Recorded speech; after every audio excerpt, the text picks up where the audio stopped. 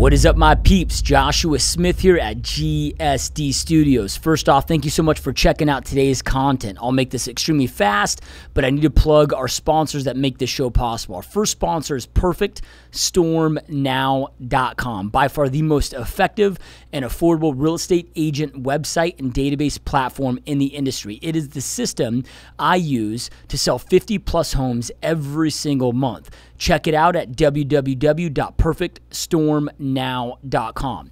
Our second sponsor is my personal 90-day mastery bootcamp, which is, again, my personal real estate agent mentorship program where we spend 90 days together, 12 live sessions. You get daily access to me inside the program. You guys, we go so extremely in-depth. There's nothing that's incomplete about this program. You're going to get all the tools that you need to go out there and crush it inside your real estate business. Make sure to go check us out, www.90daymastery.com. You can watch in-depth videos of exactly what's covered to see if the program is for you. See all the raving testimonials we have from all of the amazing agents and clients that went through the program. So make sure to check us out, www.90daymastery.com. All right, you guys, let's jump on into today's content.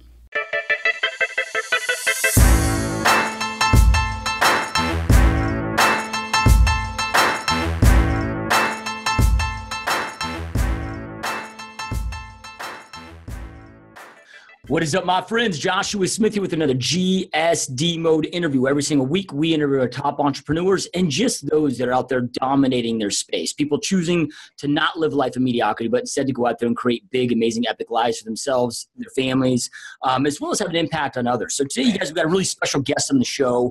Really excited to have this, our particular guest on today. So our guest today, you guys, he's the CEO of the Black Swan Group, best-selling author of Never Split the Difference, Negotiating as if your life depends on it. Previously, he was in the FBI for over 24 years, was the lead international kidnapping negotiator for the FBI. So 24 years of training with the FBI, but also has been trained in the art of negotiation by Scotland Yard, at Harvard Law School, and much more. So you guys really stoked and honored to have Christopher Voss on the show, my friend. Thanks for having me on. It's going to be fun. I'm looking forward to it. We'll have a few laughs. Yeah, no, I'm excited, man. I mean, you got your new book, Negotiating as if your life depends on it, you know, but you had to negotiate and were trained in such a way where other people's life depended on your negotiation skills. So I can't even fathom what all of that was like, you know, and you know, what that was like. But before we get into that and get into your book and really everything that you're doing today, man, I'm really intrigued in how this journey started in the first place. Like how did your journey lead into the FBI? And then after the FBI, like how did you decide to get into what you're doing today? Just really intrigued to kind of hear how all this played out. Yeah, well, originally I just wanted to be in law enforcement, wanted to be a city cop, street cop.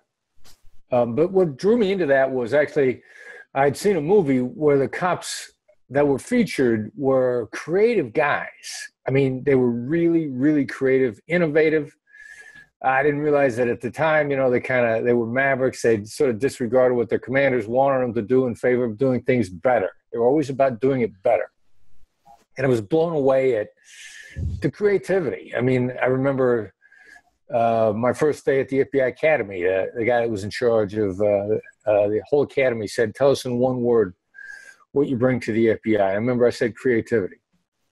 But anyway, I ended up, I was a cop in Kansas City, Missouri. My father was disappointed that I was only a street cop. And forgive me, I don't mean only, but from his point of view, he'd paid for a college degree, and I went and got a job, didn't need a college degree. You know, if I'd have paid for a college degree for my son at that time, you know, I may have taken the same attitude because I was happy in Kansas City. But he got me thinking about federal law enforcement. Buddy of his was a Secret Service agent. I talked to this guy, and the guy said, you know, I traveled all over the world with the Secret Service. And I went, because I'm a small town Iowa boy. I mean, at that point in my life, I don't think I'd even seen Canada. So the thought of traveling all over the world and having somebody else pick up the tab appealed to me. At the time, Secret Service wasn't hiring, the FBI was. Jumped into the FBI because they had a big hiring push, you know, and an average guy like me could get in. And I was wanting to be a SWAT team. I was on a SWAT team, but I had a recurring knee injury. And so instead of blowing my knee completely out, I thought, I knew we had hostage negotiators. I thought, how hard could that be? I talk to people every day. I could talk to terrorists. I was wrong about so many things. It was a lot more complicated than I expected. And it was 10 times better than anything else I ever did. Satisfaction of crisis negotiation is astounding. Like what you can do when you talk somebody out. I mean, not just saving a hostage's life, but you got some guy who's probably not that bad, but he's doing something really dumb. He's inside a bank waving a gun at somebody. You want to get that poor schmuck out too. People don't need to die unnecessarily. And so I worked a lot of cases through the course of the years where people that didn't need to die, we kept them from dying, and that was very satisfying. Ultimately, how the heck does that get into business negotiation? We had a case that didn't go that well in the Philippines, a kidnapping, and I did everything that right, according to how we knew it at the time. And, everybody's big debacle. Like when you hit an iceberg, what do you do? When you crash and burn bad, when things go bad, what do? You can do one of two things. You can quit or you can decide you want to get better. I decided I wanted to get better. That's when I started looking outside. I ended up at Harvard Law School's negotiation course, negotiated my way in there, was the only FBI agent to ever do that. And when I was there, the Harvard guy said, hey, look, your stuff is sexier, but you're doing the same thing we are. It's just sexier. That's all this. But the concepts are the same. After a while, I realized they were right. And that was really what began the journey of me applying this to the business world. And here I am. Yeah, no, that's awesome, man. So, you were at the FBI for 24 years, and when you were doing the Harvard or going through the Harvard law training, were you going through that training? And was that like a defining moment where you just transitioned from the FBI into business negotiations, or did you stay in the FBI for some time? And then, at what point did you decide, hey, I'm gonna be done with the FBI and I'm gonna go over into the business world? Well, I was in the bureau for about two more years after I went through that class. That was the beginning. I just went there because I wanted to find out what they knew. I found out that we agreed on a lot of things. We agreed on this thing we called empathy. What is this thing called love? What is this thing called empathy? They saw it as a mercenary's tool. So did we in the FBI. We didn't see it as this warm and fuzzy, let me give you a hug nonsense. Tell me about your feelings. No, we saw it as a mercenary's tool for getting stuff done quickly. And the only thing I really came out of there with was an understanding from my experience up there about actually how much better we were. It's going to sound harsh. It's going to sound mean for me to say that. But, when I started applying my skills full on to the skills that they were teaching, I was coming out with an upper hand. So I 2 more years in the bureau. A number of things. I'm kind of a believer in, the signs in the universe are sending you in a different direction. And the universe was pointing me real hard at that I did what I needed to do in the FBI. I'd made as much of an impact as I needed to do. And other opportunities were open up. So about 2 years later, I jumped out and took a couple of years. I got a chance to start teaching in a business school right away. And the business school was my laboratory. I taught in the MBA program at Georgetown University. And a professor is in control of a class the same way a judge is in control of a courtroom. Got to do what the professor says, as long as what he's asking you to do is legal. And so I turned it into this big negotiation laboratory, class after class, experimenting, making the students in the class take these hostage negotiation skills out of the business world. And the nice thing about a business school is you get somebody from every nature, every industry, every line of business. Like my stuff has been tested in every type of business you could imagine. Real estate, Wall Street, billion-dollar transactions, negotiations between husbands and wives. Wherever humans are sold, wherever people are involved, this stuff has been tried and we've showed it works. Yeah. Yeah. I've heard it said before that, you haven't truly mastered something until you can effectively teach it to others and they have success with it. And like you said, that university was just that laboratory where it's like, it didn't just work for you. Now you've proven that, hey, this is working in every field out there for all of these other people, which is an amazing experience, right? Right. And, not just the industries too, but the cultures also, because these days, business school is an international school. Asians, Indians, everything. Yeah. South Africans, South Americans. I mean, it's an international operation. I actually had a friend of mine pointed out to me. He said, "You realize you're looking at the face of the international CEO, and there aren't that many white males in there." Which I hadn't even noticed till he pointed it out. I mean, male, female mix, all ethnicities. What does that mean? That means that the Korean student in my class, while he was in class, was using my techniques to negotiate within Samsung back in Korea and made it work. They're taking this stuff back to their home offices while they're in class because I'm making them do it. And Indians negotiating with the home office in India, with their employers in India. I mean, literally tested in every culture. Yep. No, I love that. So then, you said a moment ago of like, when you kind of crash and burn, and we all do at different points to different extremes in life. And at that point you have two choices, right? You can either bounce back, recover, learn, grow from it, or, go hide in the corner and whatever. Now cause I can't even fathom, like, okay, in business, if I make a bad decision, I lose, X amount of dollars. Yeah, it hurts, but whatever, we can bounce back from that. But, you kind of have the extremes where like if it didn't go the way, whether it's out of your control or not, those were bad situations. I mean, people's lives, right? Like when you have something that intense going on, how do you process that and bounce back from that? And in extreme situations like that, not allow it to break you? Well, you do two things, really. First of all, you learn the process, and you rely on the process, and you work as a team. Like there was, this idea of the lone negotiator, like the lone gunslinger. It's a bad idea. It's really inefficient. Like even now in my company, we have a heavy-duty negotiation. We got more than one person on the phone. We negotiate in twos. Because another set of ears coming in with the perfect remark, the perfect summary, the perfect paraphrase is invaluable. We finished a negotiation the other day with a major airline, and my wingman, my director of operations, who also happens to be my son, came in with the brilliance to close that deal. I was struggling with it a little bit, and he came in with a brilliant summary. It's not an argument. It's never an argument that wins the day. It's really here in between the lines. So, in my days as a hostage negotiator, we worked as a team, and we always had good sounding boards, and we had a good process. And then if you got a good process, it's never one thing. There's never one mistake. As a matter of fact, you negotiate with a style that gives you a lot of latitude to make mistakes because you're going to make them. It's impossible to be perfect. So you give yourself plenty of room to make mistakes and make adjustments and then move forward. And that's the way we did that. Stay flexible.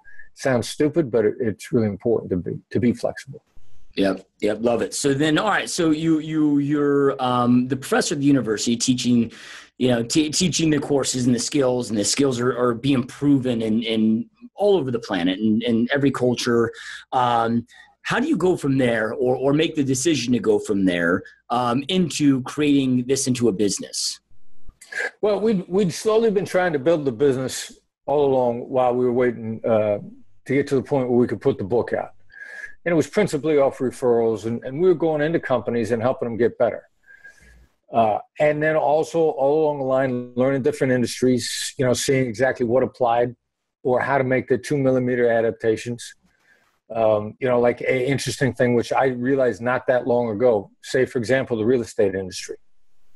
Seller of a house fits exactly the same profile as the family members of a kidnapped victim. And it took me a little while to see that the way they react emotionally, the way their hopes and dreams are tied up, at stake. You know, somebody's selling a house. The houses are their hopes and dreams for their past, and the house that they hope to buy with it, the hopes and dreams for the future. I mean, they're hostages. They react like hostage family members. So we had enough time to begin to draw parallels. And the other thing about teaching it long enough was then we had enough specific examples. Like the book, every single example in the book, there's a hostage negotiation technique. And then there's a business technique or a personal technique that shows you the exact same idea working in a different circumstance. A former colleague of mine wrote a negotiation book based on hostage principles for business, but it was really kind of like, here are the ideas, try them and see what happens. You know, my book's not like that. My book has specific examples in the business world, whether you're negotiating an airline ticket, whether you're negotiating the purchase of a house. You know, we show you all along the way real world stuff where I don't say, here, try this and see if it works. I said, look, we proved it works, and here's a whole bunch of examples. So that was kind of that process of just proof of concept over a number of years. Yep. Awesome. So then are you still at the university or doing teaching, or is the full focus now on growing your companies? Just turned the full focus about a month and a half ago, totally on consulting, teaching, training in the business world. We consult companies, we consult individuals. That's all the focus now these days, 100%. Yeah. Awesome, man. Love it. So, the vast majority of our audience are tied to the real estate industry. And I get asked constantly, like, what's the best way to negotiate a deal? And, because it may be different than, like, let's say I'm selling a car and I'm the sales guy and I'm directly speaking to the consumer buying from me. Whereas like in a lot of real estate transactions, you've got one real estate agent representing the seller, one real estate representing the buyer. The buyer never actually gets to speak necessarily directly to the actual seller. And man, it becomes kind of this dance. And there's a lot of different, I guess, areas too, because you've got buyers that you got to negotiate with and talk with about buying a home. And like you said, with the sellers. But let's kind of just like hit on home sellers first. Like what are some ways? I know you talked about it's no different than the family member of in a hostage situation. Because a realtor, like when I'm meeting with the seller, number one, I got to meet with them and negotiate or convince them that I'm the realtor for them. Then we have the process getting their home listed. Okay, now I got a contract and maybe it's 10 grand under what they hope, but I know deep down, like, hey, with market conditions, this is the best offer they're going to get. So there's a lot of different moving pieces there with that. Right. Okay. So let's talk. Yeah, that's a seller and a seller's agent. All right. There's certain things that are likely to happen. So you prepare yourself all along the way for that moment. Or certain things are going to be the most difficult to happen. And the thing that's going to be the most difficult to happen is when the market conditions come in with an offer that's less than what they hope for. All right. So if there's a real good possibility this is coming, then you're silly if you don't prepare for it. Other than dreading the moment. Yeah. So what do I mean by that? All right. So what you mean by that is in the moment that low offer comes in, you have to have carefully developed your credibility and your relationship with the seller when you can tell them and they buy in. They understand that's the best way. How do you do it along the way? If it's a slow market, here's how you do it. Most people only want to call the seller with good news. Bad move. Traumatic stress in the kidnap world, one of the elements is people don't know when it's going to be over. Traumatic stress for a seller is they don't know when they're going to get an offer. That unknown is really hard for them. How do you eliminate the unknown? You talk to them 3 times a week, no matter what. Because if they don't know when the house is going to sell, but they know they're going to speak to you on Wednesday, then all they have to do is wait until Wednesday. They don't know when they have to wait for contact. That's the first part.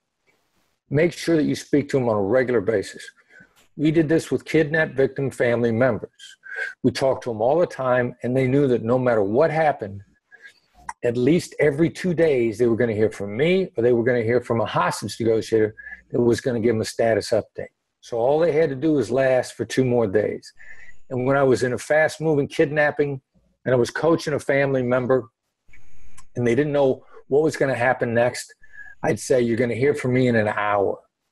Because if they don't know when good or bad is going to happen, but if they know they're going to hear from me in an hour, they can wait an hour. So you gauge your time frames and where your seller knows they're going to hear from you. That takes away half the problem. Now, the other half is you only want to call them when you got good news. Bad move. Call them when you got nothing. Call them on schedule, and you call them and never ask a seller, ever, how are you? Because that indicates that you're clueless as to how they are. If their house hasn't sold, their hopes and dreams for the future, they're not good. Like it or not, no matter what kind of a face they put on the outside, they're not good. They're under stress. And for you to say, call them on the phone, on your scheduled phone call on Wednesday and say, how are you? And that be the gist of your call, that actually makes you sound kind of clueless. Call them on the phone and say, look, I'm just calling to tell you there's nothing new. We've got no appointments. There haven't been any showings. We're getting no activity. Just wanted you to know where we are. Now, that's going to seem counterintuitive. It's going to seem like it makes it look like you're doing nothing or that you're ineffective. But your choices are call them and confirm that you're always in touch with them, or don't call them and make their imagination run wild with them in a worse way, because imagination never runs wild in a good way. Right. It runs wild in a bad way. We were working a kidnapping one time in the Philippines, and I called one of my negotiators because he was supposed to be in touch with the victim's sister. And he said, no, I didn't call her. He said, I'm tired of calling her on the phone, asking her how she's doing and having her rip my head off. And I said to him, you idiot, that is not what I told you to do. As a matter of fact, I told you not to do that. You call her and tell her that there's nothing new, because otherwise she's driving herself crazy otherwise, and it'll settle her down. And as counterintuitive as that is, when we did that, then whenever we had bad news to deliver, or ever we needed a change in strategy, or we needed them to adjust what we were doing, we set ourselves up for that moment. You do the same thing with the seller of a house. When that moment comes that the price has come in lower than what you'd hoped for, if you haven't prepared them to listen to you at that point in time, then you're the one that hasn't been doing your job. Yep. Couldn't agree more. And you know, then it comes down to, as well as, like you said, okay, I'm going to tell them I'm calling Wednesday at 8 a.m. Like, better call them Wednesday at 8 a.m. Do what you say. You know, I call it like these trust points. You know, when it comes to paperwork, whatever, like you don't be sloppy, whatever, because every time you do that, or don't do something that you said you're going to do, it just diminishes those. So when you have to have those hard conversations about $20,000 less offer, they've lost trust in you. They lost faith in you. Yeah, and you bring up a word that I love to use all the time too, because trust. All right, so substitute the word predictability in for trust. Be eminently predictable for your clients. Then you become trusted. You're in the trust business. Again, they know when they're going to hear from you. They know that you're going to tell them the truth. They see you as a straight shooter. And if you feel that what they're asking for the house is too high and you can't get them to drop the price, then here's what you do. You say, I think it's too high, but you're in charge. We're going to do what you want to do. I'll price it at that. I'll do everything I possibly can. I'm not going to kid you. And I'm never going to hold back from you stuff that I'm afraid that you don't want to hear, because I think you want me to be honest with you. We'll proceed forward. Hopefully we get something that happens, but I want you to know there's a very good possibility that a month from now, we're not going to have any offers at this price, or our price is going to come in lower than what you want. But I'm here to work for you, and I will do what you tell me to do. With that kind of a conversation, you have great credibility with the other side, and they see you as predictable, therefore trustworthy, and they'll listen to you on down the line. Yep. Yeah. So then, you know, with home sellers, you know, before they really become clients, you know, we're selling them our services, doing our listing presentation, and, you know, probably the biggest objection realtors get, of course, outside of pricing, which you just talked about, is a commission question. Now, I've never taken, you know, formal negotiation training. So correct me if you think that my belief system on this is totally wrong, but I've found that so often it's just like objections almost always seem like a lack of education. It's like they have that objection because I haven't convinced them that the value is there and by paying me an extra percent or whatever is going to net them more in their pocket. I mean, do you agree with that? Or, I mean, is there specific tactics when it comes to negotiations that you can do in addition to just the education and convincing them, if you will, that they should pay you what you feel your services are worth? Yeah, first of all, I don't think real estate agents should ever cut their commissions, ever. I think if you got to cut your commission, you're not delivering your services. And if you're not delivering your services, you shouldn't be in the business. If you're delivering the services, if you're over delivering, you're worth more than the commission is that you're trying, and you're charging, and you're going to end up proving that to them over the long haul. Now, what you're getting at too here in terms of the education process, I absolutely believe that you have to educate them. Here's the problem. You can't educate somebody by telling them. I had a conversation with a client on this earlier today, because if, that's called didactic instruction. It's called passive learning. And actually, you can educate somebody by telling them something, but you have to actually tell them 19 times. Now, telling them once, twice, 3 times, you think you got your point across, not enough. Telling them 19 times takes too long. How do I get there quicker? Well, you get there quicker with a strategy that makes them think about what you're saying. And one of those strategies is what we call a label, which is a very specifically designed statement that's designed to get them to think in a certain way. So if they ask you about cutting your commission, my response would be, it sounds like the only thing here that matters to you is commission. Sounds to me like you don't care how long this takes. Sounds to me like you expect me to simply list this and walk away, and it will take absolutely no effort whatsoever to sell the house. Every time I said it sounds like, and then what I followed that with, the person thinks about what I just said, which now gets them out of this passive didactic 19 times process and gets them to one time think about, especially when a number of those things are designed to get them to say, no, that's not what I mean, because that begins to kick the brain into gear and cause a realization on their part where you immediately now in the conversation about the value you bring to the table and you're not in the commission conversation any longer. And now you have the opportunity to do what everybody refers to as a value proposition, or why your commission is more than justified, and the things that they're going to have to sell their house. That way, that sort of an approach immediately pivots you away from commission and immediately pivots you into this educational process that you referred to before, that's critical to them being a satisfied client and you doing your job. Yeah, love it. So then on the buyer side, like most people, at least here in the United States, most markets are in a seller's market, and some where, man, I mean, it's extremely competitive. You got 5, 6 plus offers on every single property. And, at that point, on a realtor standpoint, you're trying to negotiate or get with the buyer or the listing agent to hopefully even present your offer and get you a chance, or at least maybe even disclose certain information for you so you can get your buyer into that number one position by increasing their offers, improving their offer. And that's challenging. And so many agents have a tough time with that. I mean, in my experience, I've had a tough time with it. What are some recommendations you have in those situations? Okay. Yeah. And the hack to these things, the hack doesn't mean you spend a little less time getting the job done. The hack is you spend a little more time and get 10 times out of the results out of the effort. One of the first hack is we always focus on getting to know the other side, so much so that they never got to know us. I'm in the Los Angeles area. A good friend of mine recently bought a house. And what they sent in with the offer was a personal letter from the buyers and pictures of the buyers.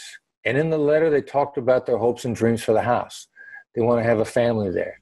They want to have a future there. They began to talk about the stuff they wanted out of the house that the buyer had already had. Now, not only did they get the offer, but the seller turned down higher offers to keep the deal and sell to them, because they were the only ones that they'd gotten to know beyond just a name on a contract. If you're trying to make deals where your side, all they are to the seller is a name on a contract, you're stacking the deck against you because somebody else is coming in with that personal letter and getting to know and making sure the sellers know who they are. And that's an edge in the transaction. I've talked to some real estate people that say, I can't believe that people don't do that. They say, I do that with every offer I make. I've talked to other real estate agents who went, wow, what a great idea, which means they're not doing it. So if you're not doing it, you're getting beat by people who are. And that doesn't guarantee that you're going to make every deal, but what it does is it raises your batting average significantly. Yeah. Another thing this same friend of mine was telling me recently when he bought, he made an interesting statement that was really, he didn't realize how contradictory it was. But he said, I know that real estate agents aren't on my side. I know that they're not there to help me. No matter how much they smile and how much they say, I know they're only there just to make a transaction. They don't care about me personally at all. He said, but then let me tell you about the agent we did use. His agent was great. They were referred to us by a friend of ours, and we referred this agent to a bunch of other people. This agent took us around, and sometimes they wouldn't even let us look at a house. As soon as we got there, they'd say, no, this house is not for you. This is not the right house for you. And then they'd tell us, based on what we told them in the past, and we really felt like we got to know this guy. And so we hung in there, and we saw dozens of houses and made offers on 8 of them before we finally got there. And thank God that person was there to get us through all of it. Now understand, on the one hand, he said, real estate agents don't care about us. And then he talked about the agent that did, that he thought of as a completely different category, that he got from a referral, and that he gave referrals to, which is what sustains an agent's real business. Because you can only go prospect for clients, so much cold calling, so much door knocking, so many open houses. But when you get really good at your business, when your business starts to take off, is when the referrals start to drive the business. And that's how you drive that business. Yeah, I couldn't agree more. I think last time I heard, realtors are at the bottom of the barrel when it comes to likability and trust surveys. It's like firefighters are number one, realtors below used car salesmen, at the very bottom.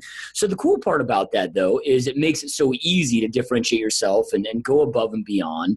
Because there is so much mediocrity and just I don't know how you want to phrase it, but people not doing that. Exactly. You are. The bad news is the barrier to entry is low. The good news is the barrier to entry is low, which means there are a lot of people in there with not that much extra effort and not much extra attention to people. You can distinguish yourself. And that's why so many of these people are in these commission conversations, because there are a lot of people out there just not doing a job well. So you know what? They ought to get their commission cut because they're not delivering. When you deliver, when you really are a trusted advisor, you're worth every dime of that commission. Yep. Love it. So then, the other big challenge a lot of realtor has is just getting to those conversations, getting to those meetings, right? So with these leads coming in, conversion, I think the average realtor converts less than 0.5% of all of their leads ever in their system. And a lot of it's, maybe lack of follow-up and whatever. But then when they get on the phone, they don't know maybe what to say or how to say it, or to convince that potential prospect on the other end of the phone that there is value in meeting with them. So when it comes to that, because again, I guess that's another negotiation point of why this meeting is a great idea and why it's going to be of value to you. Because a lot of realtors are pretty damn good when they get face-to-face. They just can never get face-to-face. Right. And so, there's a number of ways that you're trying to get that meeting. Maybe you're trying to get it off cold calls. Maybe you're trying to get it off cold emails. Maybe you're door knocking. Maybe you're sitting in an open house and you're trying to strike up a conversation with somebody in an open house. There's going to be some aspect of empathy, the tactical application of empathy. And the quickest hack for that is ask yourself what's really going through the other person's mind at this moment in time. And the crazy thing is when you articulate what's going through their mind, suddenly they're dialed into you because the voice in their head and the voice from you are saying the same things. So you get them on the phone and what's going through their mind. This is another salesman wasting my time. You can say, I'm sure this feels like it's just another salesman wasting your time. You're probably wondering why you should stay on the phone with me. Their response is going to be like, interesting. What else have you got to say? Yeah. You start to articulate, you've got a gut instinct. A great rule of thumb of knowing what to articulate is ask yourself, what do I wish they weren't thinking that if I had the chance to tell them not to think, I'd say, look, I don't want you to think this. So if you say to yourself, look, I wish they wouldn't think this, or I don't want them to think that, make the 2 millimeter shift from the denial to the observation. Because the voice in their head isn't denying that. The voice in their head is thinking it. So instead of saying, I don't want you to think a real estate agent's going to waste your time, you say, I'm sure it seems like real estate agents waste your time. That opens up a completely different channel of thinking in their brain.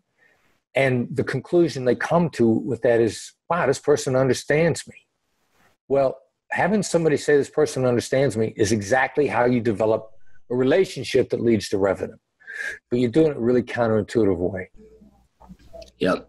I love that. So then when you talked about, I love what you said earlier about empathy being a mercenary tool to get things done quickly. Because that's one thing I don't think we're ever really taught in whether it's business school, really, anything about how to put how to listen, how to be cognizant and be aware, and how to really have empathy. What are ways that us as entrepreneurs and salespeople can raise our levels of empathy? And even though some people may say, well, you're using it as the wrong strategy because you're using empathy to gain more business, but you're using it in a way, like you said, to get a result, right? So what are some ways that those that are hearing that from you can increase that empathy? Yeah, well, relationships equal revenue, and empathy equals relationships. So there's nothing wrong with that. That's what drives any business. And it's a real simple thing to practice. And it's this act that we call labeling, and it's just a label's a read of the situation. And you can read somebody's look on their face. Try to read their emotion, feed it back to them. You seem, you sound upset, angry, happy, sad, distracted. You look like there's a lot on your mind. You look like you're really thinking about a lot of things. You look like something's really weighing heavy on you. You look happy. Whatever it is. This is an emotional intelligence practice that can make everybody around you feel better each and every day. And it's a great way because what you find is you get better and better and better at making these reads. And you get to the point where people look at you and you're like, wow, are you reading my mind? Or one of my students at Georgetown, she's practicing her reads on people all the time and feeding it back to her. She's in a cab with a cab driver. He literally turns around and looks at her and says, do you know my wife? So, you read and articulate. Practice your read and articulate it. You're not going to make yourself sound stupid. You're going to make yourself look like you're dialed into the other person. And the people you do it with will love you. And you start doing that, and you're going to be surprised at how quickly you can trigger great conversations with people. Yeah, it's I heard, I don't know who said it, but a proverb at one time that was something like, you can't actually teach anybody anything new. You got to facilitate an environment of self-discovery where they come up with the answers that are within. And when you're saying a lot of things that you're saying, it just reminds me of that saying, in that it just seems like so much of this isn't telling them what to do, or you're just asking so many questions, which then just transitions their thought processes. So when it comes to overall negotiation, how important is it to make sure that you're asking the questions? Is it really all of it? Well, it's you got to gather information, but you don't necessarily gather information by asking questions. So, is it important to ask questions becomes a little more nuanced answer in terms of, there's about 4 different categories of questions you can ask, and there should be a purpose and an understanding of the psychological impact of all of them. If I ask you a question where I'm trying to get you to say yes, if I say to you, it's Thursday, right? Well, I may just be trying to get a confirmation yes, confirm a piece of information. But no one ever looks for a confirmation if it's not going someplace. Called the yes trap. Other people call it yes momentum selling, yesable agreements. But nobody's ever trying to get us to say yes unless they're leading us someplace. The problem as human beings is we're battered children, and that happens to us so often that anytime somebody tries to get us to say yes to anything, that we immediately, our guard goes up. So that's the psychological impact of a yes question. It scares people. It makes them concerned. It makes them wonder about where you're leading them. When they wonder all these things, they stop paying attention and your rapport is diminished. So that's the first problem with most questions are yes-oriented questions, which cause no end of problems. We're taught to ask some open-ended questions. Some people call them interrogatives. The reporter's questions, who, what, when, where, how, and why. Well, the most powerful among those are what's and hows. Now that gets back to something that you said a few moments ago, is that you can't tell people stuff. You got to create an environment where they discover it. Well, those are the design of the what and how questions. We're actually using a what or how question to gently guide them to look at something and then discover it because we guided them to look at that. And in a real estate situation, it might be, all right, so you want to list your house for X dollars, and all the other houses on the market are priced at Y dollars, which happens to be $20,000 less. Then what you want to say is, how do those things add up? That's a how question to get them to look at two things. You've taken the how question and you've used it to gently cause them to look at something. That's the purpose of the how and what questions. A lot of times, from the a good what question at the very beginning might be like, what's our goal here? What are we trying to accomplish? What are we up against? You use those to open up a conversation at the very beginning. There are other ways to gather information. Actually, principally in my company, and I teach people, we use the labels that I was talking about before. Looks like, it seems like, it sounds like. We specifically target them for certain sorts of things. And we need to get somebody to think about it and give us an answer, which really becomes yes and. And all the words that come after and are what we're really after. Or even no and.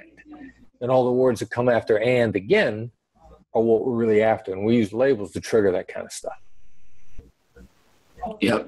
And I know you've got your books behind you. Is this? I'm assuming all of this is covered inside your book, or at least I'm sure there's a lot of just brilliant content in there. Talk to us about like what led you to writing the book. You were teaching at this college. Now you've got this great company. You're negotiating with a lot of big companies and entrepreneurs. What then leads you to writing the book? Well, we prepared to write the book probably for about 4 years and constantly taking a very specific set of 8 hostage negotiation skills and putting them right into the business world to our MBA students in the jobs that they had each and every day. And then seeing whether or not we needed to adapt, adjust, change what we needed. After about 4 years, we felt like we had the system end to end. For example, we thought the principal skill from the beginning were going to be the questions that start with the words what and how. Now they're probably the number 3 on the list. And the skill that we now refer to as labels, in hostage negotiation, we called it emotion labels. That's actually the most powerful and the most flexible thing that we have. And we experimented with it under enough circumstances where we felt like we totally and completely understood it, so that we could put it all together, in a complete package, a system from end to end, from how to say no and keep the conversation going. If you don't want somebody to say yes, what do you want them to say? What are the 2 most powerful words that immediately transform a conversation? A bunch of different stuff like that we suspected was true, but we need to experiment with it long enough to feel like we really had it. And then I went out and I found the best business book writer on the planet, Paul Ross, who's an absolute genius. And we put together a book that is readable and applicable. You can apply it. I guarantee you can start making deals 10 pages into this book.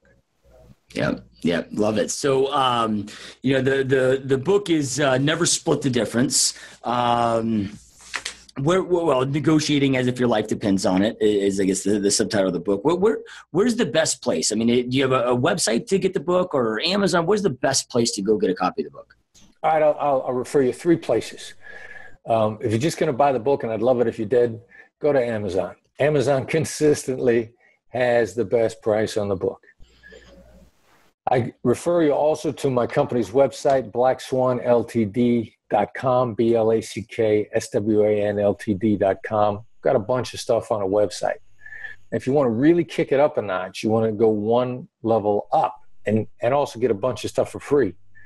A company puts out a weekly negotiation newsletter that's free. It's complimentary. And we've got a short, digestible article in each week's edition. We've got references to a lot of other training we're doing, one-day training sessions in different cities, individual training, company training, group training. The newsletter is really the gateway to everything that we put out there. And the quickest and easiest way to subscribe to the newsletter is to send a text to the number 22828. And again, that number is 22828. And the text you send is FBI empathy, all one word. Don't let your phone autocorrect it into two words. But FBI empathy to 22828, and you'll get a text back to get you to sign up for the newsletter. Perfect. So with that FBI empathy, is it one of those things? I know it's all one word. Does it need to be all caps, or can it be a lowercase, or is there? I just want to make sure that nobody accidentally does something that screws it up. Yeah, it's a great question. Case doesn't matter. You can shoot it out all lowercase. It's the easiest way to do it. Perfect. So I know that you've applied, all these amazing skill sets that you've learned over all these years into the business world. But have you found it to really hold true to every aspect of life? Because it looks like, okay, hey, if I'm going on a date night tonight with my wife and she really wants to go do this over here, but I'm like, I don't want to go to the freaking shopping mall. I really want to convince her why it's a good idea to come over here and do this other thing. I mean, do you find these principles to really be universal? Absolutely. They're absolutely universal. The tricky thing about, the tactical application of empathy, which makes it hard for us sometimes, is it's really based on the other person's perspective. And all right, so that seems obvious. Of course it's based on the other person's perspective. Well, the hard part about it is that doesn't necessarily mean it's grounded in the truth, and it doesn't necessarily mean that you agree. And particularly if you don't agree, and particularly if it's not grounded in the truth. Again, it's based on the other person's perspective. You're talking with your wife about where you're going to go watch a movie. That's your perspective on the interaction. Her perspective on the interaction might be vastly different from yours. It might have to do with spending quality time with the two of you, or she wants you to plan it. That's why when you ask her where she wants to go, she's not going to give you an answer. Because for her perspective, this interaction is a completely different journey, and you think you're going out to see, an Avengers movie. Well, for her, it's quality time with you. So understanding the other side's perspective, your ability to adapt to that in the moment is where the real challenge is. Yep. Love it. So then, one of the biggest questions that I get, which is, and it's not like a tactical business or strategy about business, but it just seems like from entrepreneurs that listen to the podcast is, hey, I'm on this new journey of entrepreneurship, but I was in the 9-to-5 game before, and I'm having a very difficult time getting buy-in or getting that support from my significant other. How would you use some of these tactics for them to have that communication to get that needed support? Because as you know now, being in the entrepreneurship world, it's not a 9-to-5, especially in the building phase at the beginning. Sometimes it's eyes open to eyes closed, right?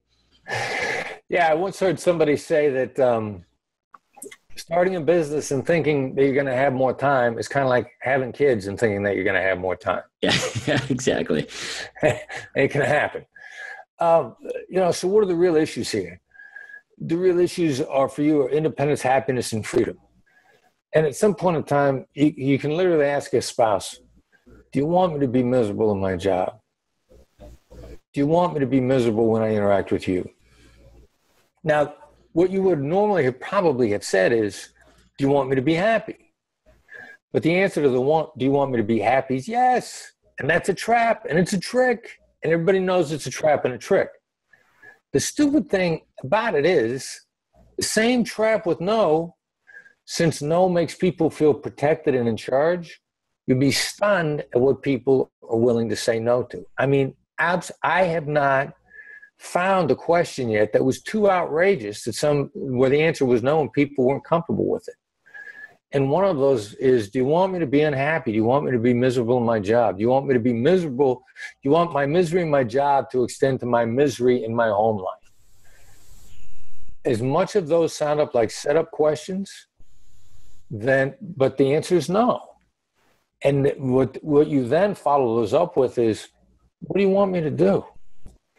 Because what you've done then is you've made the other person feel completely involved in the decision, which is really what they want. It's a pretty good chance if you suddenly decide to go out and start a business of your own. The reality is you've been thinking about it for a really long time before you shared it with your spouse. And your spouse feels left out of the process. And a lot of this is bringing them back into the process with you, making them a stakeholder in it, which then makes it much more easy for them to go along with it because they feel involved, they feel a part of the team, as opposed to having been given the job of implementing decisions that affect their life, but that they didn't have any say in the decision being made. Yeah, love it. So then when it comes to the yes, where you say it feels like a trap, I mean, is it just because we're now so, like, people hate to be manipulated, and we're just so conditioned now that we feel like those yes questions are manipulating us, and we're able to just kind of have awareness of that on like a subconscious level without even thinking about it? Is that like why people just react so negatively to those questions? Yeah, we've been battered with it like beyond belief. I mean, I don't know when we first started getting battered with it. Probably as soon as somebody thought that they could reason with us, and then people started reasoning with us when we were 3 and 4 years old. But this has been happening to us for so long. And watch the conversations around you. You'll never see anybody trying to get a yes out of somebody else unless they're trying to take them someplace. Every single time. Nobody tries to get you to say yes unless you're leading them someplace. And it's just been done to us so many times that, we're overdosed on it. We've been beaten with it too much. Yeah. Yeah. And it's funny because, I'm a kind of a self-development junkie, and I've taken so many, sales courses from the gurus that are always like, hey, like when you get to the table, ask them if you can get a glass of water, and they'll say yes. And then ask them, hey, do you mind if I set my stuff down here? You want to get them to say, 16 yeses before you do the pitch. And that's just kind of been the way that we've been trained. You're like the first, guy I've talked to that's like, no, you actually want them to get to say no, because the power is in the no, not necessarily the yes. Right. People feel protected when they say no. I mean, we've been doing spectacular things with it ever since we first discovered it a few years ago. Yeah. Yeah. Love it. So then, I know that there's so many things that need to be done, or that you can do to go out there and become a better negotiator, which is all covered in your book and in your newsletter. What are like, if you could boil it down to like the top few mistakes that you see these entrepreneurs making over and over and over when it comes to negotiating, that if they tweak those would have a quick impact on their business? Like, what would those top mistakes be? Well, the first one is get out of this yes addiction. I mean, that's the very first thing. Yeah, yes addiction is also control addiction. And I don't know anybody out there that likes to be controlled. So if you hate being controlled, it seems kind of crazy if you're trying to control others because you hate it. So the next thing after that is get comfortable with moments of silence. In negotiation, we call these effective pauses. We don't call them ineffective pauses. We call them effective pauses because they have a tendency to make really good things happen if you'll just shut up for a few moments. A lot of the ground that we want to cover in a negotiation, the other side will cover for us if we let them. It's the advice from way back when from Stephen Covey, where he said, seek first to understand, then be understood. Like, if you'll shut up and let the other side talk and then summarize what they said to show them that you understood them, you'd be stunned at how many deals you could make. You never even had to ask for anything. They'll start volunteering stuff. It's our contention, you only got to ask when needed instead of all the time. We like to let a lot of deals make themselves, and that's how you do it. You shut up, you let the other side go first, you summarize what they said, you shut up again. You'll be surprised at how many good things happen. Yep. Powerful stuff, man. So, well, let me ask this first. So, I mean, you've had all this years of training, and I know that you just talked about the top things that people can implement to create success. And I don't know if they would be the same things, but if you could go back to starting your career in the FBI, knowing everything that you've learned, knowing everything that you know when you started your negotiation career, and you could go back now and give yourself like 2 pieces of advice that you feel would have just fast forwarded your success in this skill set that much more, what would those 2 pieces of advice be? First one would be nicer. I wouldn't take any different point of view probably on anything, but I've been nicer about it. I mean, typically I was a little blunt, I was a little direct, I was a little harsh, trying to get my point across. And I probably created a lot of problems for myself that I didn't need to create because I bruised people's feelings by just being a little bit too blunt. So, I wouldn't have changed what I wanted in any sense, but I would have been nicer about it. I mean, there's a pretty good stat out there that says that you're 6 times more likely to make a deal with somebody you like. And so, I don't need to be vulnerable to being liked, but I needed to probably be a little bit nicer, which would have made me a little more likable, created a few less problems. And then the other thing too was my view of frustration. And I found a note on my desk from way back when I was running the Bureau's international kidnapping response. And the note said, "Frustration is a price of admission." And I put that on the wall by my desk to remind myself, evidently, when I was getting frustrated a lot. And now I would probably change that to frustration is an indicator that there's a smarter way of doing it. Yep. And that if I'm being frustrated, that by definition means that something is probably just only a little bit wrong with my approach. And I need to recalibrate, but not that much. Tony Robbins likes to talk about the 2 millimeter shifts. There's a pretty good chance that I only need a 2 millimeter shift if I'm frustrated. It doesn't have to be big, but if I'm frustrated, it indicates to me that something about what I'm doing is off. And if I'm blind to it, it's probably pretty small. So if I'll just take the hint as to what frustration really means, I probably would have gotten a lot farther also. Yeah, I couldn't agree more. I found that, most people try to do everything they can to avoid pain and avoid that frustration. And I found that frustration becomes like my best friend inside my businesses because it's like, wait, that's where I'm lacking a system. Like you said, it's just, just you reflect on it and get that more systematic approach and love it. You've talked a lot about empathy and the importance of empathy. Can somebody get themselves in trouble when it comes with negotiating and these skill sets if they don't know the difference between empathy and think it's sympathy, compared to empathy? I mean, like what are those key differences and where do people need to be careful with those? Yeah, you can absolutely get yourself in trouble if you see those as synonyms. I mean, sympathy is, I feel your pain. And you don't care if I feel your pain. You only care if I see your perspective. That's all you care about. So if I can define empathy like that, then it becomes this enormously powerful, nearly limitless tool. If it requires for me to be sympathetic, which unfortunately in common usage, the words become synonyms, that's a real problem. It limits my ability to connect with you, and it also limits my ability to react and to function effectively. So yeah, understanding a clear distinction between empathy and sympathy is very important to being effective.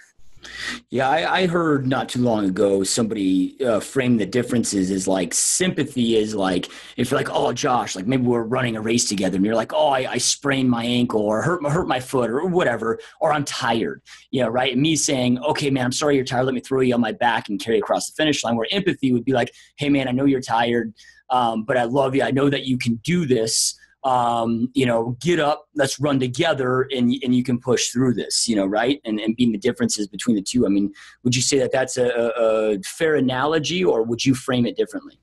Yeah, I think that's a great way to start to look at it. I mean, when the first time that I learned it on the suicide hotline way back when, they said the difference is if somebody's in quicksand, you don't get in the quicksand with them, you throw them a rope, pull them out. You're not helping anybody by getting into the quicksand with them. So it's a different aspect of, and also in your analogy, in sympathy, you don't want to shoulder their burdens, and that's what you're talking about. Let me throw you on my back and carry you. No, that's a bad idea. Neither one of you are going to make it. You both probably die.